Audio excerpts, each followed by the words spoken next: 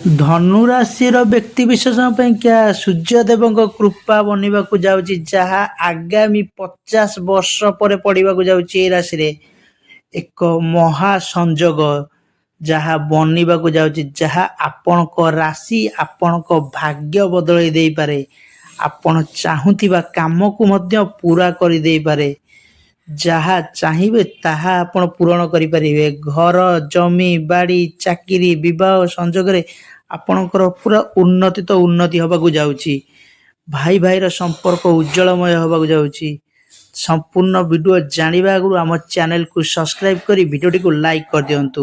ତ ଚାଲନ୍ତୁ ଜାଣିବା ଆଜିର ଧନୁରାଶି ବ୍ୟକ୍ତିବିଶେଷଙ୍କ ପାଇଁକା।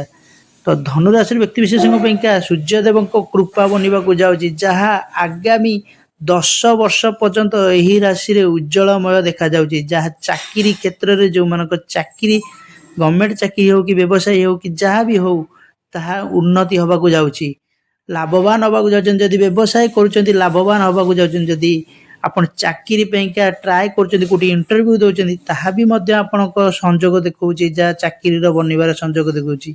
ଯେଉଁମାନଙ୍କର ବିବାହ ହୋଇପାରୁନଥିଲା ସେମାନଙ୍କର ଫଗୁ ଦଶମୀ ପରଠାରୁ ବିବାହର ସଂଯୋଗ ମଧ୍ୟ ବନିବାକୁ ଯାଉଛି। ତାହା ନଭେମ୍ବର ମାସ ପର୍ଯ୍ୟନ୍ତ ରହିବାକୁ ଯାଉଛି। ତ ଦେଖିବାକୁ ଗଲେ ଯଦି ପ୍ରେମ ବିବାହ ଦେଖାଉଛି, ପ୍ରେମରେ ସଫଳତା ମଧ୍ୟ ପାଇବାକୁ ଯାଉଛି। ବିଦ୍ୟାର୍ଥୀଙ୍କ କଥା ଦେଖିବାକୁ ଯାଉଛି ତ ବିଦ୍ୟାର୍ଥୀଙ୍କ ପରୀକ୍ଷାର ଉନ୍ନତିର କାମ କରିବାକୁ ପଢ଼ିବାକୁ ଯାଉଛନ୍ତି, ଯାହା ଆଗାମୀ ଦିନମାନଙ୍କରେ ଭଲର ସଂଯୋଗ ଦେଖାଉଛି। ଟଙ୍କାର ମଧ୍ୟ ଧନର ଅଭାବ ରହିବନି ଏହି ରାଶିମାନଙ୍କର, ଯେଉଁ ସୂର୍ଯ୍ୟଙ୍କ ଦେବଙ୍କର କୃପା ଢଳିବାକୁ ଯାଉଛି ଏହି ରାଶିରେ। ତ ବଢ଼ିଆ ଦିନ ଆସୁଛି। ଫଗୁ ଦଶମୀ ଠାରୁ ଆପଣଙ୍କ ରାଶିର ଭାଗ୍ୟ ପରିବର୍ତ୍ତନ ହେବାକୁ ଯାଉଛନ୍ତି।